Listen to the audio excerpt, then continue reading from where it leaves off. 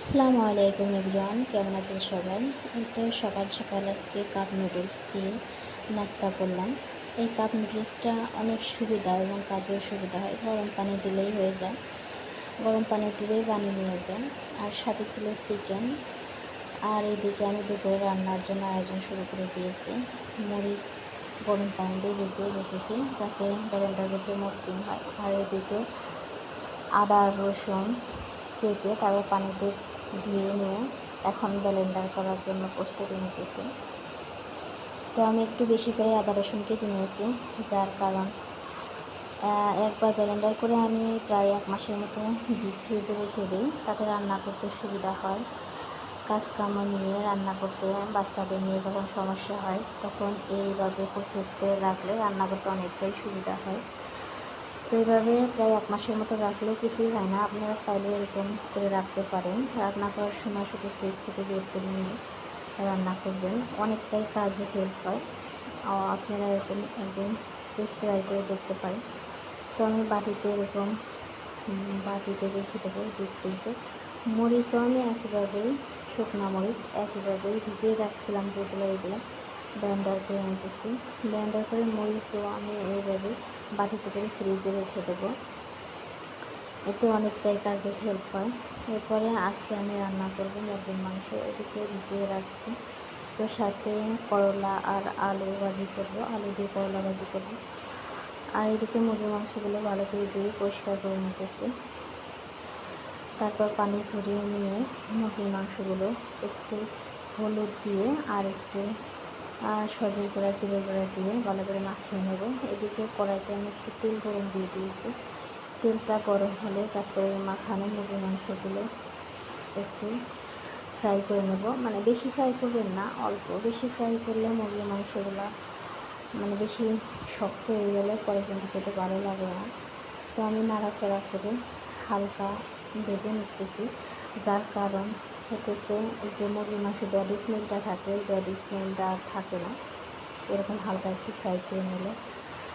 তো অনেক খেতে মজাও লাগে। অনেকেই আছে কিন্তু মুরগির মাংস খেতে চায় না এই ব্যাড স্মেলের কারণে। তো তারা এভাবে একদিন ট্রাই করবেন, দেখবেন এই ব্যাড স্মেলটা থাকবে না। তো আমার ফ্রাই করা শেষ, এখন মুরগির মাংসগুলো উঠিয়ে নিতেছি। আমি পেঁয়াজ আর মরিচগুলো কেটে রেখেছিলাম, এখন তেল গরম হওয়ার পরে পেঁয়াজ মরিচগুলো দিয়ে দিয়েছি। এর মধ্যে দিয়ে দেবো গরম মশলা, তেজপাতা, লং। তো এগুলো লাল লাল করে ভাজা হয়ে গেলে দিয়ে দেবো আদা বাটা, রসুন বাটা। রসুন আর আদাটা ভালো করে একটু লাল লাল করে ভেজে নেব, সুন্দর একটা স্মেল বের হওয়ার পর্যন্ত। তারপর দিয়ে দেবো মরিচ বাটা, মরিচ বাটাটাও ভালো করে একটু ভেজে নেব। তারপরে দিয়ে দেবো সজের গুঁড়া, হলুদের গুঁড়া, মরিচের গুঁড়া, সজের গুঁড়া, জিরার গুঁড়া, হলুদের গুঁড়া, লবণ, এগুলো দিয়ে তারপরে একটু পানি দিয়ে মশলাটা ভালো করে কষিয়ে নেব। এরপরে দিয়ে দেবো আমি যে ভেজে রেখেছিলাম যে মুরগির মাংসগুলো, ওইগুলো দিয়ে দেবো। তো মুরগির মাংসটা একটু ভালো করে কষাবেন। মুরগির মাংসটা যতটা কষাবেন ততই খেতে বেশি টেস্ট হয়।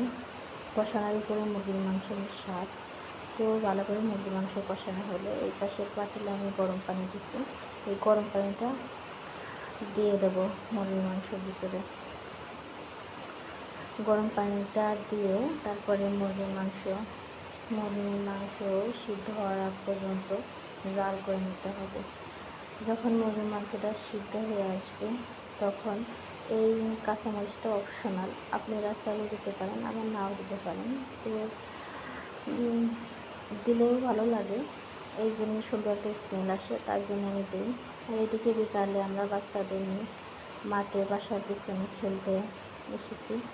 এটা বাচ্চাদের জন্য, ওরা প্রতিদিনই বাইরে বের হবে আর এরকম খাওয়া দাওয়া, চিপস বাচ্চারা আর কি যা খায় এগুলা কেনাকাটা করে দিতে হয়। এই তো আমার ছোটো বাবা খেলতেছে বাসার সামনে, এই তো হতেছে আমাদের বাসার পিছনের লোক। আর এই তো লাগবের বাবা সন্ধ্যার সময় বাজার করে নিয়ে আসলো।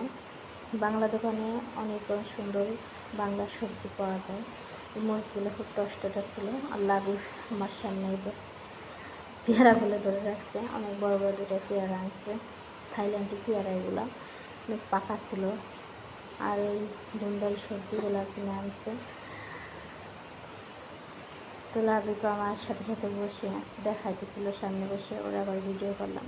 এদিকে রাতুলও খেলা করতেছে, দুই ভাই খুবই আনন্দ আছে, খেলাধুলা নিয়ে মজাই আছে।